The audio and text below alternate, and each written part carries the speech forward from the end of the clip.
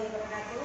Waalaikumsalam warahmatullahi wabarakatuh. Baiklah anak-anak, di pagi ini, hari ini Ibu akan menyampaikan ya, mungkin beda dari pembelajaran yang lain karena hari ini Ibu akan mengenalkan yaitu pendidikan anti korupsi. Tentunya kalian bertanya, apa korupsi itu?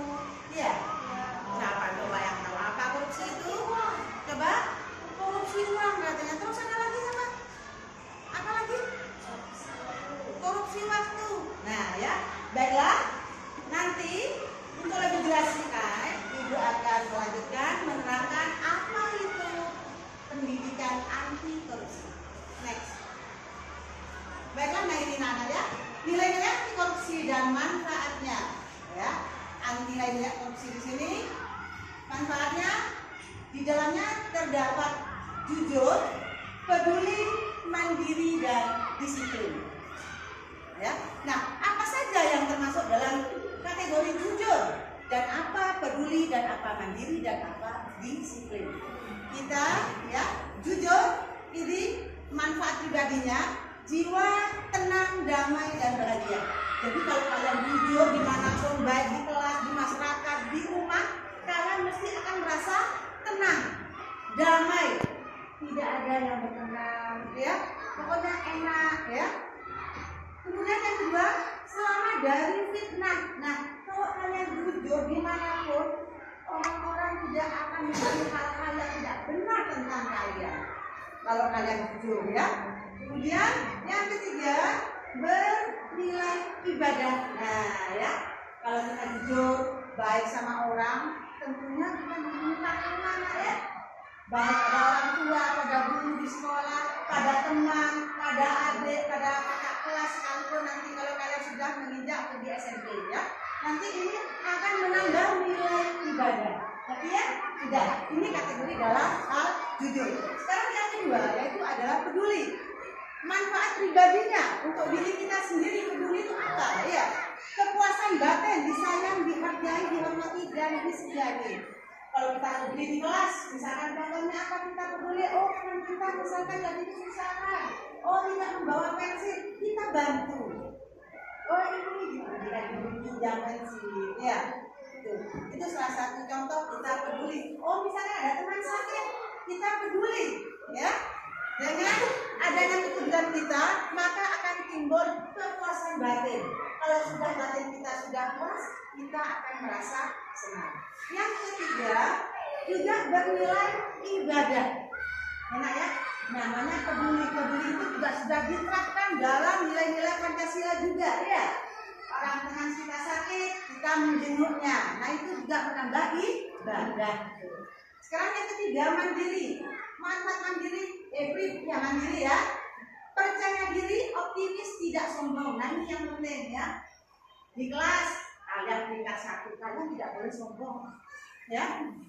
Ya. Ini kalau kalian tidak sombong sudah menerapkan nilai-nilai anti korupsi. Ya. Kemudian bernilai ibadah juga.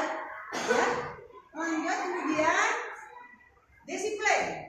Kalau kita menerapkan disiplin, ini akan jiwa menjadi tenang, damai, bahagia, percaya diri, terhindar dari kecemasan dan kekhawatiran. Kemudian dihargai, dihormati, disegani dan diteladani. Juga bernilai ibadah. Jadi semua yang kalian kerjakan mulai dari jujur, peduli, mandiri, disiplin, ini membuat kita menambah nilai ibadah. Marilah kita menerapkan nilai-nilai anti korupsi. Loh, mulai kapan nilai-nilai anti korupsi itu kita terapkan? Dimulai bukan dari SD saja, tapi dimulai dari keluarga. Karena pendidikan pertama kita itu ada di keluarga. Yang kedua, waktu taman kanak-kanak. Kemudian yang ketiga di sekolah dasar seperti kalian ini. Kemudian SMP, SLA sampai perguruan tinggi. Bukan sampai situ saja, tapi kita terapkan juga di masyarakat. Ya, hal ini harus diterapkan di masyarakat. Kalau tadi manfaat pada pribadi kita sendiri, bagaimana manfaat untuk sosialnya? Ya, kalau jujur, dipercaya, dihargai, dihormati, dan orang lain merasa nyaman. Ya, kalau peduli manfaat sosialnya, yang dimaksud manfaat sosial itu untuk orang banyak, ya maksudnya ya. Itu kerukunan, saling menyayangi, saling menghormati, dan timbulnya rasa aman dan nyaman. Kesimpulannya dari semua ini, untuk dampak sosialnya, kita merasa aman, tenang, tentram, dan nyaman. Jadi kita hidup bermasyarakat, kita nyaman, tenang, damai. Jadi kita harus mulai sekarang sedini mungkin kita menerapkan nilai-nilai anti korupsi. Next. Baiklah, tadi selain dari tadi ada 5, sekarang juga ada tanggung jawab. Ada kerja keras, sederhana, berani, dan adil. Ya. Nah, ini juga ada dampaknya juga, manfaatnya juga untuk pribadi kita dan untuk masyarakat. Nah, sekarang perhatikan untuk tanggung jawabnya, manfaat untuk pribadi. Berhati-hati dalam perkataan dan perbuatan. Jelas nih ya. Kita baik di sekolah, apapun yang kita berbuat harus bertanggung jawab. Contoh, misalkan dalam ulangan ya, kamu mengerjakan, kamu harus bertanggung jawab menyelesaikan ulangan tersebut. Ya, kalau sudah tanggung jawab tentunya ada tindak lanjutnya. Kalau betul semua nilainya 100, itu merupakan tanggung jawab. Ya, produktif itu apa? Kalau kalian di kelas misalkan, kalian ada tugas, misalkan gurunya memberi contoh seperti ini, kamu harus lebih berinovasi, harus lebih terampil. Saya akan membuat keterampilan lebih dari ini. Sudah membuat keterampilan lebih apa yang sudah diberi contohnya. Seperti itu ya. Kemudian disiplin. Nah ini anti korupsi ini, kalian datang terlambat itu termasuk sudah korupsi itu. Ya, korupsi waktu. Jadi kalau disiplin, kalian jam 7 masuk, jam 7 ada di kelas, jam 12 pulang misalkan ya. Dan itu kalian sudah menerapkan nilai-nilai anti korupsi ya. Semua di sini merupakan amal ibadah, bernilai ibadah di sini ya. Kemudian kerja keras ya.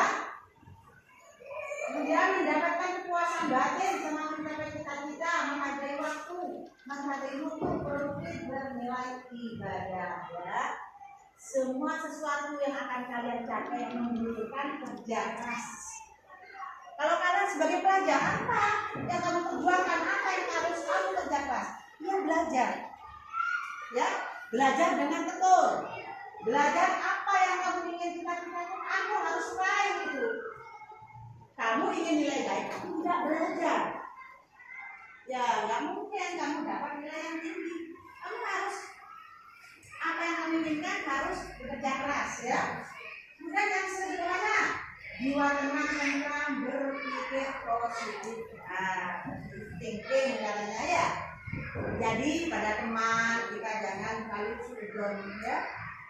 Siapa itu paling itu mau nilai yang tinggi, jangan mengatakan seperti itu. Siapa tahu di rumah belajar.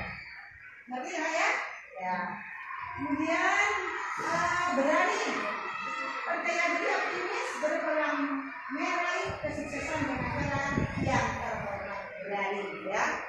Kamu segala sesuatu, misalkan ikut lomba, ikutan lomba oleh gurunya misalkan, kamu harus berani tampil ya. Jangan sampai merasa kalah sebelum kalian menampilkan. Jadi harus optimis kamu, ya harus berani. Saya mesti bisa. Kalau mereka bisa, saya mesti bisa, seperti itu ya. Kemudian yang ada ya, jiwa tenang, tentram, dihormati, disegani, diteladani. Kalau kalian bersikap adil dimanapun, baik di rumah, di sekolah, di masyarakat, kalau kalian bersikap adil tentunya ya, jiwa kita tentram, disegani ya. Nanti disegani, ada orangnya nggak ada orang, nggak ada orangnya kalian laksanakan ya. Kemudian next Pak, sekarang indikator perilaku jujur. Tanda ini ya, jujur ya. Indikatornya yang tadi